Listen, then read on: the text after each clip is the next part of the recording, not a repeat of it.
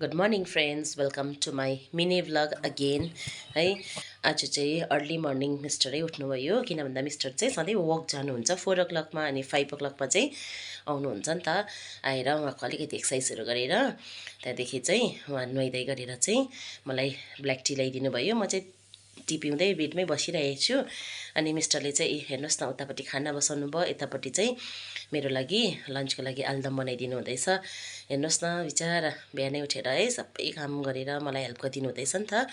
अनि म चाहिँ अब नुहाउनुतिर लागेँ साथीहरू। हिजो चाहिँ हेडेक भएर कस्तो भइरहेको थियो हो, अन्त अलिकति नुहाइधुवाइ गऱ्यो भने चाहिँ फ्रेस हुन्छु भनेर नि बिहान है मिस्टरले चाहिँ मजाले आलुहरू बनाउनु हुँदैछ, आलुदम मेरो लागि है।